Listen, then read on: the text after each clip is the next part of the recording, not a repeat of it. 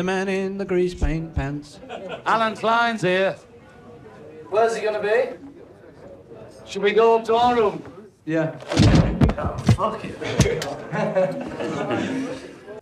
The moment Alan Klein rocks up at Apple HQ and the Beatles universe is changed forever.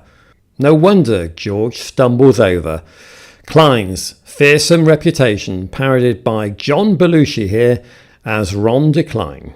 The most feared promoter in the world, Ron Klein. The Beatles had a long-established gentleman's agreement that any one of them could veto any decision at any time. That was all thrown out of the window when Paul objected to Klein's appointment.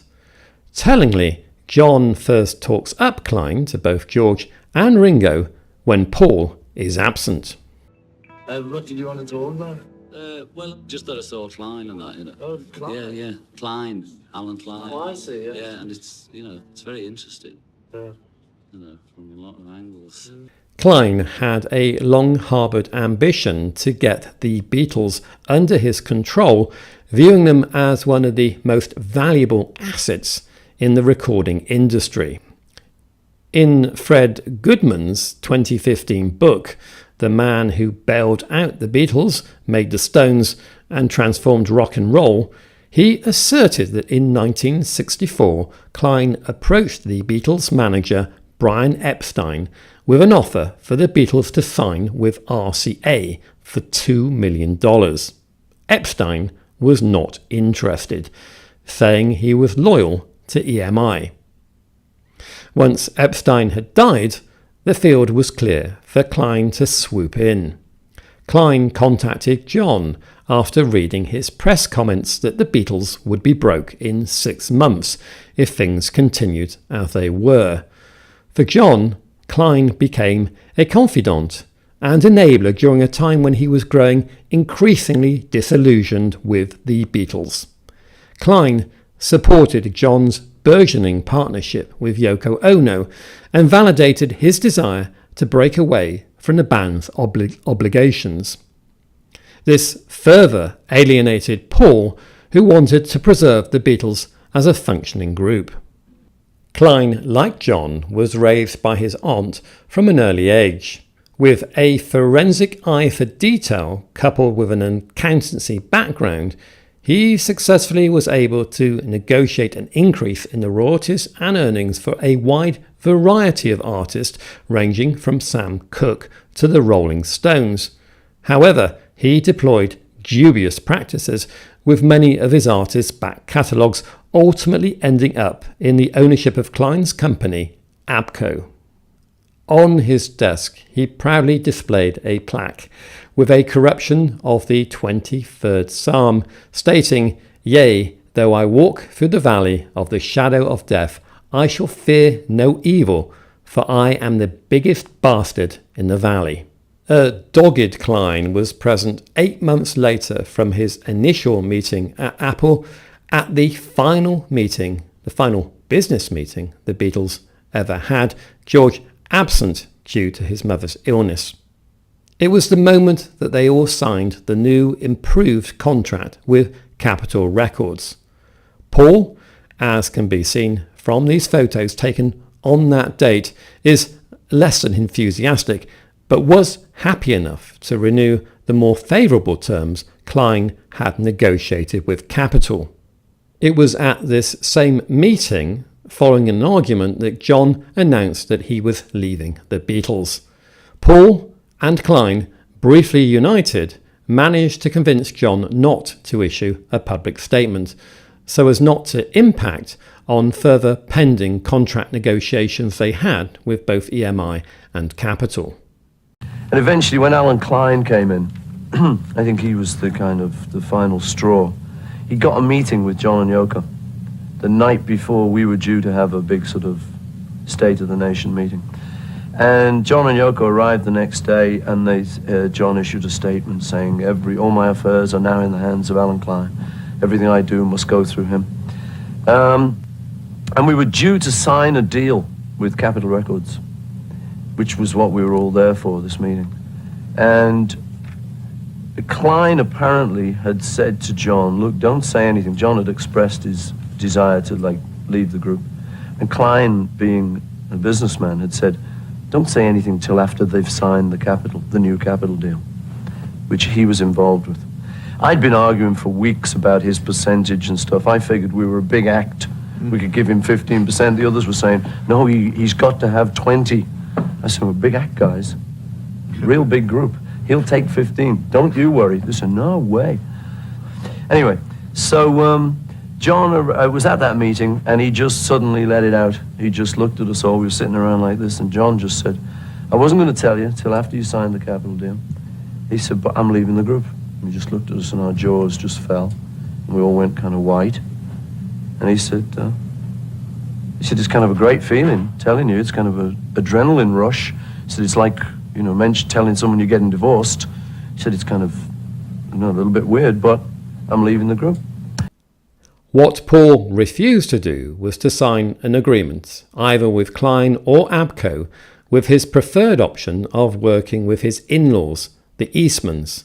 This really was the final stake in the heart which destroyed the Beatles. Rather than respecting Paul's veto, John, George and Ringo chose to plough on with their agreement with Klein. I thought he's going to look after me, whatever, you know. It's just like that. He even knows what we're like, you know. This ultimately led to Paul's press statement 7 months later, effectively signalling the end of the Beatles. Paul was desperate to sue Klein, but as he had not actually signed any agreements with him, his only option was to sue the Beatles partnership, as they had an agreement with Klein. It would not be until the end of 1970 that an emotional Paul, under legal advice, concluded that he had no recourse but to take the other three Beatles to court to dissolve their partnership and accuse Klein with the mismanagement of Apple funds. In Paul's sworn testimony in the High Court in London, he recorded a telephone conversation with Klein where he had promoted division within the group by saying, "You know why John is angry with you? It's because you came off better than he did on Let It Be." Paul went on to win the case, with a receiver being duly appointed to manage the Beatles' affairs. Matters with Klein and the other three Beatles finally came to a head in early 1973 when John, George and Ringo served notice that they would not be renewing their management contract with Klein when it expired in March. George certainly had had his own suspicions too. In his early acoustic demos for All Things Must Pass, a line in Beware of Darkness provided a cautionary message about Klein and ABCO. Beware of ABCO.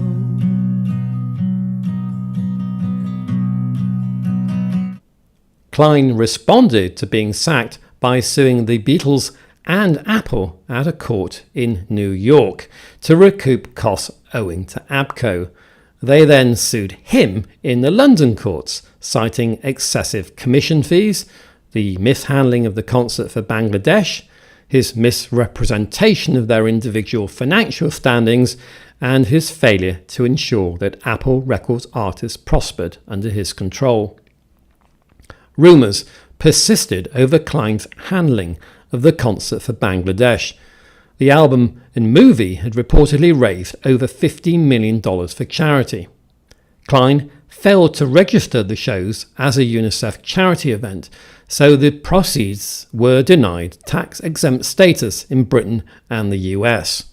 The IRS attempted to tax the income, and $10 million of that amount was held back for years. Klein's 1973 lawsuit against the Beatles was not settled until January 1977, and that was out of court. Klein received a lump sum, apparently, a payment of approximately $5 million in lieu of future royalties, and as repayment of the loans that ABCO had made to the Beatles. Yet Klein had not finished with all of the Beatles just yet. George had been sued for copyright infringement in 1971 because of the alleged similarity of his song My Sweet Lord to He's So Fine, owned by Bright Tunes Music. The case was still pending in 1976, at which time Klein purchased Bright Tunes, therefore becoming the plaintiff in the lawsuit against George. The judge ruled that George had infringed on Bright Tunes' copyright, and the ruling was upheld on appeal. The judge initially awarded damages of just over $2 million, which George had to pay to Klein, then reduced that figure to just over $1.5 million, but finally ruled in 1981 that Klein still had a fiduciary responsibility to George and should not be allowed to profit from his acquisition of Bright Tunes. Klein was ordered to hold He's So Fine in trust for George, provided George reimburse him the $587,000 it had cost Klein to purchase Bright Tunes. After years of pursuit by the IRS, Klein was convicted of the misdemeanor charge of making a false statement on his 1972 tax return, for which, in 1980, he was jailed for 2 months. Paul had mentioned the 1972 charge in the London High Court, but as Klein was appealing the ruling, this evidence was largely inadmissible. Klein had several heart attacks over his later years, was diagnosed with Alzheimer's and died in New York City in 2009. A hugely divisive figure, Beatles aide Alistair Taylor once remarked that he had all the charm of a broken lavatory seat. No pictures exist of all 4 of the Beatles together with Alan Klein. There was one positive aspect of the Beatles' legacy that was actually instigated by Alan Klein. Needing a Beatles compilation album before his management contract came to an end, the result was 1973's classic red and blue album packages, largely put together by Klein's creative director, Alan Seckler. This almost flawless collection of their songs, focusing solely on their own compositions, was for many second-generation Beatles fans their first entry point into the Beatles. On April the 2nd, 1973, John and Yoko held a press conference in New York to announce that Klein had been fired as the band's manager. John would write shortly after, an awful lot of rumours, if not downright lies, were going on, including the possibility of impresario Alan Klein playing bass for the other 3. With Klein no longer managing Apple, the 4 former bandmates worked cooperatively towards a final agreement, which was signed in December 1974. John found it amusing that the original agreement between Klein and the 3 Beatles had been 2 or 3 paragraphs on a single piece of paper. Now it was going to take an 87-page document to end it all. Oh, John Lennon, oh George Harrison, Krishna, Krishna, Krishna, Krishna. May the Lord help this to become final. Oh, Bosman. And the con man who's on outside for the change. Oh, there's other con men on the other side.